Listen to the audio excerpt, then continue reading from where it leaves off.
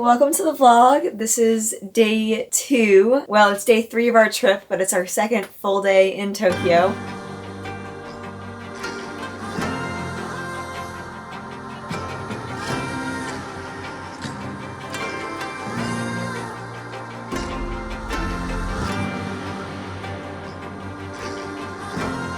And I feel so pretty in the dress that I picked today, and Robert is dressed as well, looking handsome. So what are we gonna do today? What's our first thing? Go to the Tsukiji Outer Market for breakfast, and then there's going to potentially be a lot of rain today. There is a typhoon number 7. That's hitting Japan today, so there's gonna be some pretty bad storms, mostly in Osaka, but like the outer bands are gonna hit us. There's going to be a break in the rain in the afternoon, at which point we might go to Meiji Jingu and the Shinjuku Gyoen National Gardens. That is the plan, so let's go get some food. The Tsukiji Outer Market opens at 8 and it's 7:23, so we should get there right when it opens. It's about 30 minutes away considering the bus and everything. Okay, taking the subway. I'm just ecstatic to be back on the streets of Tokyo. It's so quiet in the mornings, which I just love. So we have arrived at the market. I just got extremely hungry, so I definitely am ready for food. Yeah, it seems like the Tsukiji Outer Market opens between 8 and 9. Yeah, it doesn't seem like it's fully open. Like, see, all those are still closed. Even though a lot of stuff is open, I can't imagine how much busier it'll be when everything's open. Tsukiji Market was historically the largest fish market in the world. However, in 2018, the tuna auctions were moved to Toyosu Market since the city wanted to redevelop the area for the 2020 Olympics. Today, the outer market exists and is still functional, but it now primarily serves seafood and luxury food items to tourists. I'd hate to see the crabs. Those monster crab legs came off. A few things really surprised me about the market. While I expected to see a lot of tuna and other local fish, I feel like I saw way more eel, shellfish, and squid than I expected to. Every time we turn around, there's like another street with a whole ton of stands of fish and all kinds of different things. It is so hard to encapsulate truly how big this place is, and the longer that we stay, more and more stuff keeps opening up, and it just gets more vast. It's so cool. Oh geez, don't look now. What? There's death sticks. I really wanted to try those before my strawberry allergy, and now I never will. Look, babe, it's wagyu. I really doubt that they caught this wagyu out in Tokyo Bay. The uni on wagyu is some pretty crazy surf and turf, all things considered. Apparently, the A5 rank sirloin with sea urchin is like $100, but you know, even then, this is still a pretty good price given the fact that like a couple ounces of this is like $40 back in the United States. How is it, babe? That is life-changing. Life-changing? Yes. I'm glad you got it. You can take a bite of this. Really? Yes, it's the best steak you will ever have. It smells very beefy. I don't know about this. It's very good. Is it worth $20? The sashimi donburi with all these different fish are crazy. This is like poke on steroids. I guess they use soda water in the lemonades, which is perfect because Linnea's always making mocktails with like Spindrift seltzer water. I was very happy to find fresh lemonade again, and even happier when I discovered banana milk. This has so many bananas in it. Which was just frozen ripe bananas blended with whole milk. This smoothie was one of my favorite treats during our trip because it was rich in potassium, had no added sugar, and sat super well in my stomach.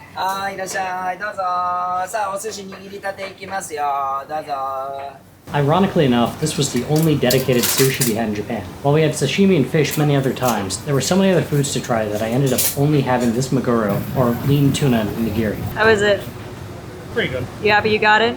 Yeah. You just seem like meh about it. Well, like I said, I've had better tuna nigiri before. So you're a little disappointed? Yeah, just a little bit, yeah. I'm sorry, babe. It's fine. I was really underwhelmed by this. It lacked seasoning and had a slight metallic taste. It turns out that it's really hard to find good vendors at some of these markets. However, I may have just picked wrong since otoro, or fatty tuna, is more popular and expensive. It is 9 o'clock right now, and almost everything is fully open. There are still some places that are closed, but it's clearly way more open than it was when we first got here. There are just throngs of people. There are long lines for a lot of the stalls, whereas when we first got here, like, there weren't long lines. There's also just a lot of shouting and stuff because everyone is outside of their stalls, like, trying to sell what they have and explain what they have. So it's just getting very loud, very chaotic. I had the banana milk and the lemonade, so I'm very full. Robert had what he wanted to have. So I think we're ready to move on, and we're gonna go to Shibuya, which Robert says is a lot of like really cool stuff to see. So there was art and a bunch of other stuff. I don't know. We're gonna move on to Shibuya, and yeah, this just like gets more and more chaotic every time I turn around. What you doing, babe? Drinking a Suntory sparkling seltzer. Robert's already sweating a ton, like through his shirt and everything. So I'm worried about his hydration again. So I'm gonna make sure that he drinks all of this before we go to Shibuya. So drink up, babe. I'm not sure that we could even really walk through this alleyway anymore. It's so crowded. Like, look at that, just like elbow to elbow. After Tsukiji Market, we took the subway to Yoyogi Station in Shibuya. We thought that Meiji Jingu was inside Yoyogi Park. We are here. That's where we are? Awesome. We're going to try to go this way to the entrance to Meiji Jingu, which is up here. Sounds good. So I'm not even sure if you can tell what we're saying because the cicadas are so loud. Wherever we go in Japan where there are trees or like any greenery, there's just this sound because of all the cicadas. But anyway, this park is so beautiful. It's just like so green, so luscious. Here we go. Today is awesome already. Robert is getting a Hokari sweat so that his electrolytes are better in balance than they were yesterday. I don't know what a milli equivalent per liter is. Hopefully this isn't salty. If it's salty, I'll drink it. Like a very mild Gatorade. Okay, maybe I should get one too. I wish they had something like this in America because it's not overly sweet at all, the way electrolyte drinks in America are, and it's really, really good. I'm so worried about both of our electrolytes on this trip. Robert's sitting with his parasol. So we're gonna drink these, get through this park, and get to the shrine. After walking through the giant torii gate, we found the rest area, which consisted of a gift shop, 2 restaurants, and plenty of bathrooms. We ate lunch at the less expensive eatery, which contained a noodle shop and a dessert bar. I got some noodle soup with vegetables, and Robert got yakisoba. He loved it, and he ate that dish several more times throughout the trip.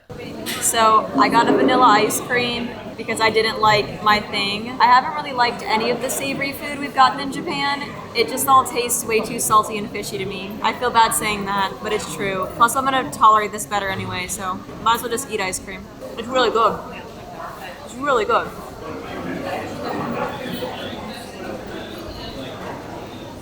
So what are your thoughts? It's really tasty. I'm glad you think it's tasty. Maybe I just don't like the dashi flavor, I don't know. I don't know why you wouldn't, it's delicious.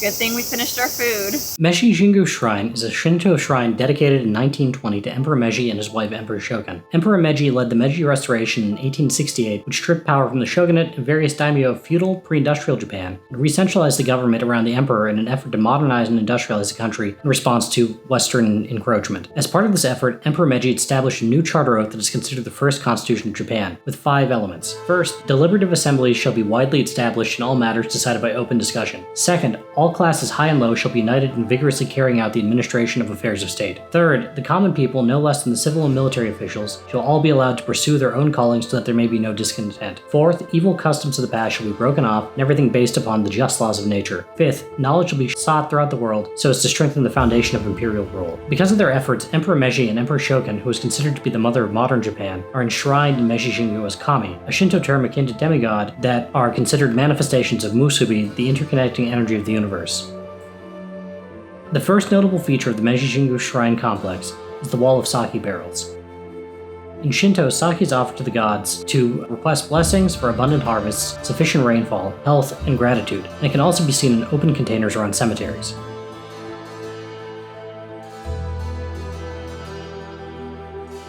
At the main hall of the shrine, there were 2 camphor trees that were planted in 1920, known as the husband and wife, where people can make offerings and prayers in hopes for a new relationship or marital happiness.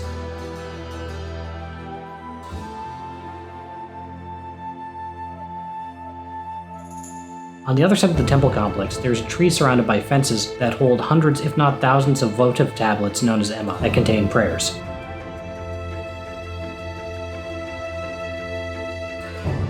The prayers are written in every language imaginable. We saw them in Japanese, Chinese, English, French, Spanish, and Russian. Some people wrote extremely long prayers seeking world peace, good health for their family, career success, financial success, and academic success, all on a single tablet. However, others put forth simpler prayers, such as for good grades or a new girlfriend.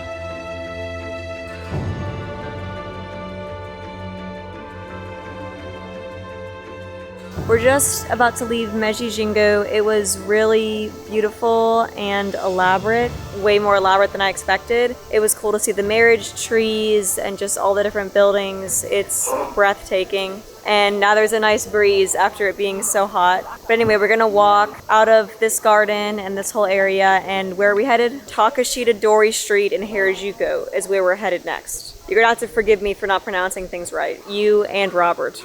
This is officially the busiest street that we've been on the entire time, and I'm overwhelmed. Crepes look kind of good. I mean, these are plastic crepes. You know the food looks like the little displays here.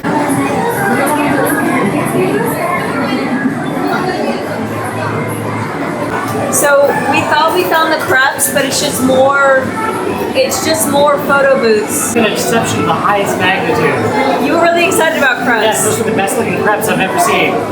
Well, I guess we gotta go.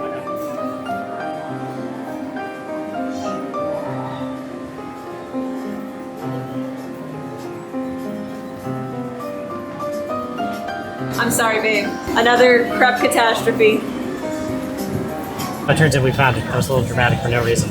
Robert's sadness ended up being completely unwarranted because we found the crepe store like 2 minutes later. Wild. So are you gonna get some crepes? I'm gonna get some crepes. Okay. There are so many displays. It was just a little bit down the street and we didn't see it. It was on the corner, positioned in a weird way, so we didn't see it. And because we had assumed that it was underground, we just were befuddled. What, do you know what kind you're gonna get? Something that involves caramel apple. Classic Robert. Yeah, the end of the crepe catastrophe. I hope it is. Redeemed in Japan. There are several apple-y options to Seems to be decide some between. combination of gelato, cheesecake, cream, or custard with the fruit of your choice. Yeah, I think they're just showing all the possible combinations. Fresh and delicious, crepes are a casual treat. Enjoy them anytime, anywhere. Give them a try. I've tried so many crepes and I've had my heart broken so many times. Is it good? That's a lot of cream. Once again, we have footage of Robert eating a completely delicious dessert, making the most stoic face and not saying anything about it until I prompt him to. It's the way he just ponders it that kills me. Are you gonna describe it to the people? It's so good, it's so creamy. It's just so good you have no words? You want a nibble? You're just lost in the crepe? Yes, it's actually a good crepe for once. Let me get a good inside shot. I don't see the apples. Oh, okay, so that's an apple. Okay, I see. Robert has decimated the crepe in record time, so I think it's safe to say he likes it, and he finally got the apple crepe of his dreams. Took us all the way to Japan, but we got it. This is undoubtedly the busiest street that we've been on this entire time. There is music playing, there's like a million food places, so many random little shops that are just filled with things, people everywhere, people eating food everywhere. It is wild, hard to think. We're just kind of rushing through this street now that Robert's had his crepe because it is elbow to elbow and everyone's pushing each other around and it is wild on this street right now. Wild. My favorite stores on Takeshita Dori were the clothing stores. The clothes bordered on costumey and were so different from the styles we see in America. I particularly liked the amount of detail and intricate design that went into the high-end dresses. I originally went to college to study fashion design, and even though I dress fairly plainly now, unique design choices also interest me, and because I used to have to sew and design things for my classes, I can definitely appreciate the amount of effort that goes into making something that looks as pretty as the things we saw on Takeshita Dori looked. I mean, that was kind of always the point of Takeshita Dori. In such a conservative country that focuses so much on maintaining the status quo and blending into your surroundings, Harajuku was always this place of youth counterculture where people were trying to express themselves in as edgy of a way as possible, from like flamboyant, almost costumey dresses to even, in some cases, like obscene t-shirts. It was a very interesting experience. After how good the banana smoothie was this morning, I'm getting another one.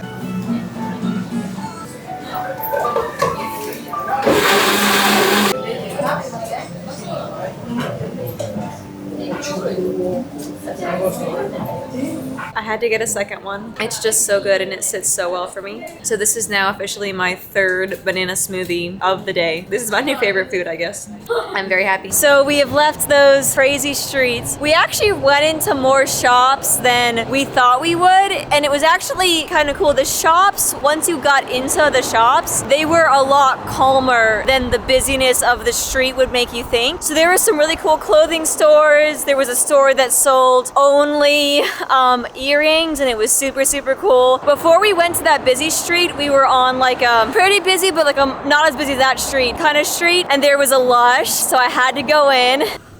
No, look. I've never seen those.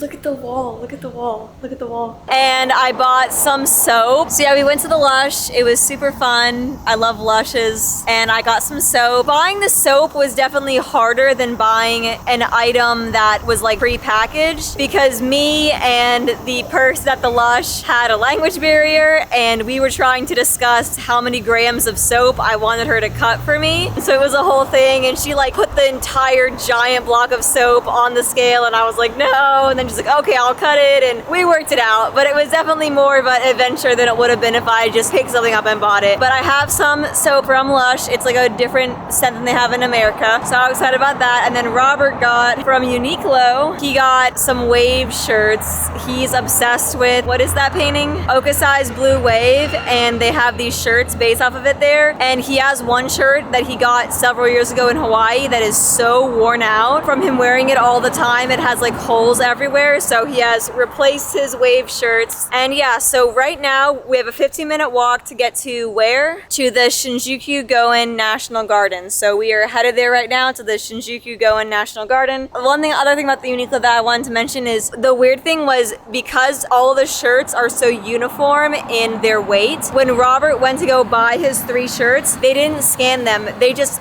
weighed the shirts, and from the weight of the shirts, they could tell that he was buying 3 shirts. So that was kind of crazy. Anyway, here we go. Going on another adventure. So I guess it's like a soup dumpling and soup vending machine that does hot food. It's not unreasonable. Actually, for the soup it is. That's like 2,500 yen. Now for the dumplings it seems fine. Yeah. That's like 20 bucks. Shinjuku Gyoen was breathtaking. Every section was different. And we didn't even visit every section. But we started near the lake because we wanted to have scenic Starbucks. Starbucks in Japan has a level of quality control and customer service that would be unheard of in America.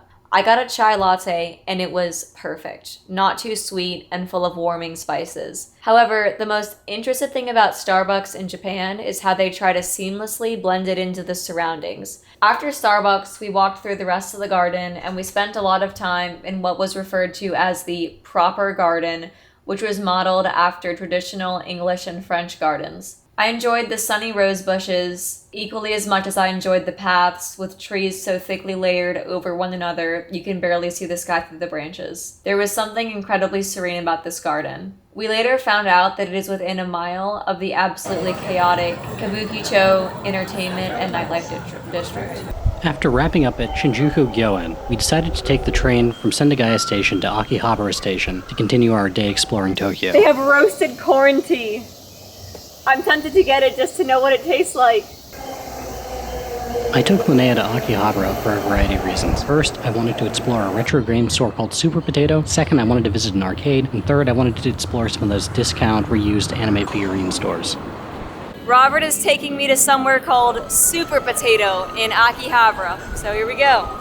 Super Potato is a Japanese retro game store that has games dating back to the NES and even the Japan-only Famicom gaming systems. Given Nintendo's extremely restrictive emulator policies, stores like these are some of the only places where you can actually play these retro games. We saw a wide variety of things ranging from an authentic Rob to original Smash Bros. And Banjo-Kazooie 2 cartridges in Japanese, and even the infamous game Battletoads. The aisles were surprisingly claustrophobic with the sheer number of people pouring in to see everything it offered. Also, Linnea didn't know how to interact with Mario and Star Fox.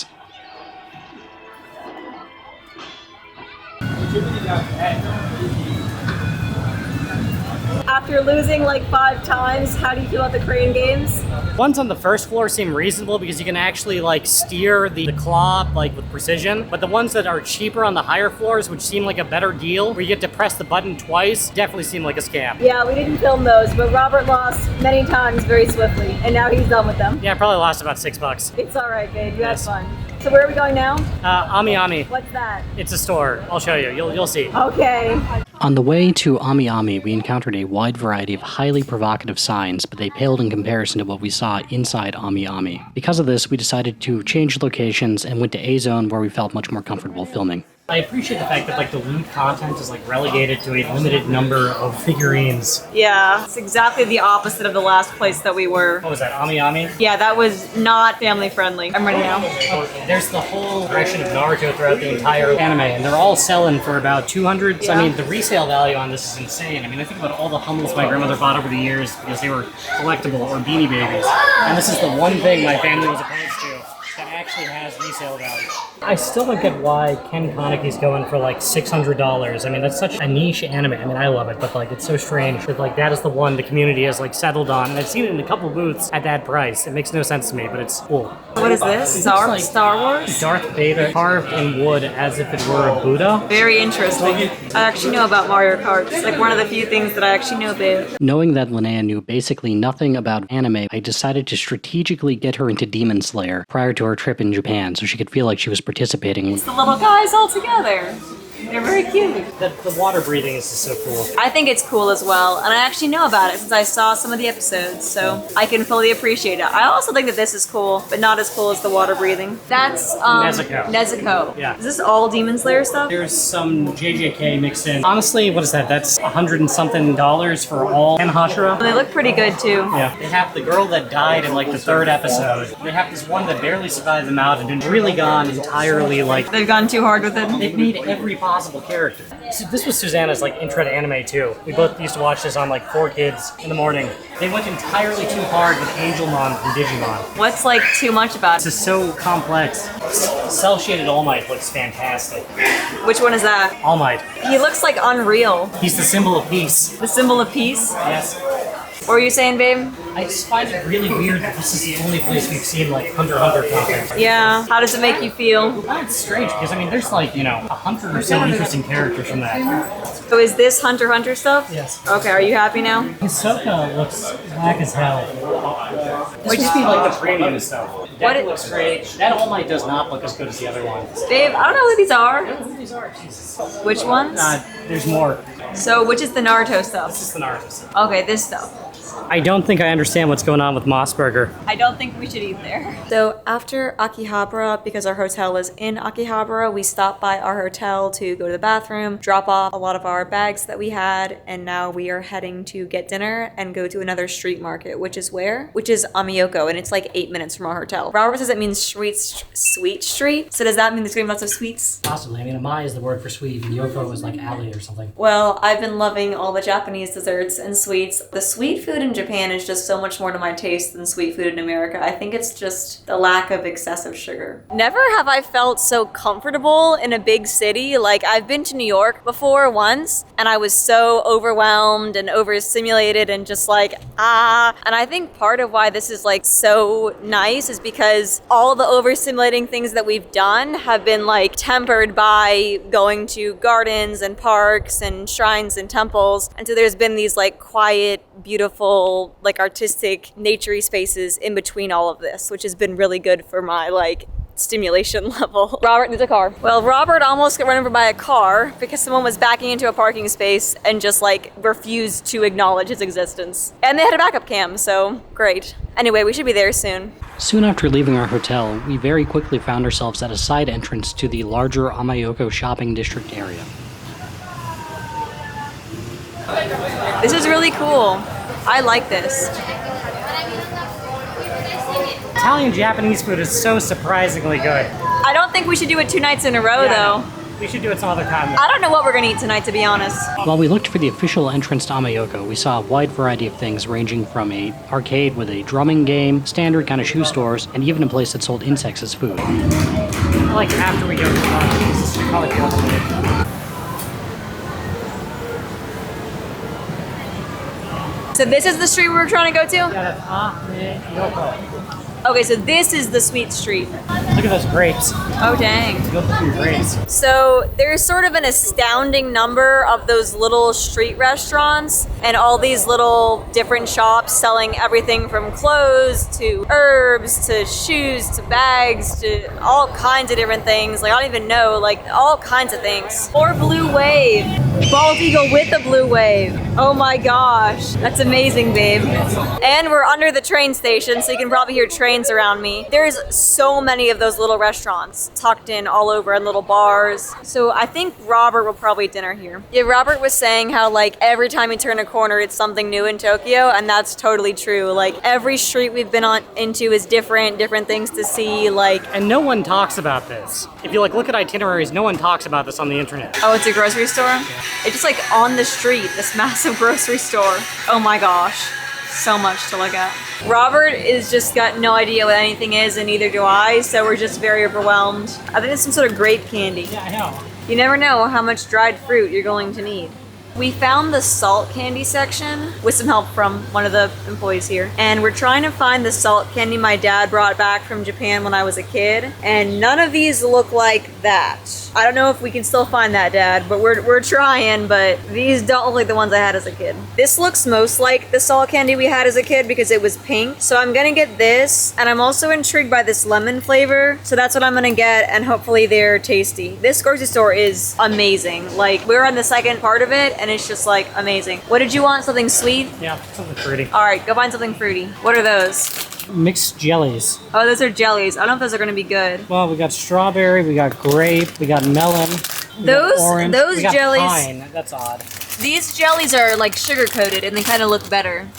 Oh, pine is pineapple, isn't it? You're gonna want that many jellies? Like, so that's a smaller pack of jellies. Okay, yeah, this is $3. So you want to get those? Yeah. Okay. They got regional Kit Kat flavors. This has got to be why it's called Sweet Street. There's so many sweets in this store. Candies look super cool. They're like different animals, and then there's some rock candy. So this is the other part where we first were, and then this is the part that we've been in, like the bigger part. I have no idea what I'm looking at, but we are so far off the beaten path, they don't even have an English translation saying what it is anywhere on the temple. Yeah, but it's a temple. Like, there are temples just everywhere. Like, you just turn around and all of a sudden it's a beautiful temple. It's amazing. I wish we brought the zoom lens. I didn't think we'd see anything like this. Yeah, I wish we had too. I wish we could zoom in on it. You can see the urn where they have like incense and stuff, and all those lanterns. Like, it's gorgeous. Yeah, we might have to backtrack on our last day. Trying this salt candy to see if it is the one of my childhood. It's really good. It might be the one from my childhood, I'm not sure. Well, it's definitely not the same brand because the bag is different. Oh, it's watermelon flavored. Okay, I thought there was something like watermelon-y in. This is really good though. It's not bad at all. I like the watermelon. This is a good purchase.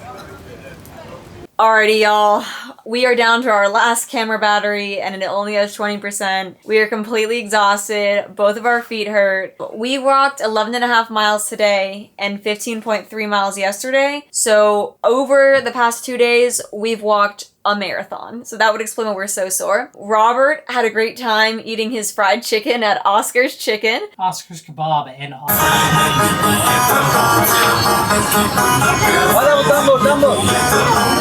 Oscar's Kebab and Oscar's Chicken. Chicken Man. Chicken Man.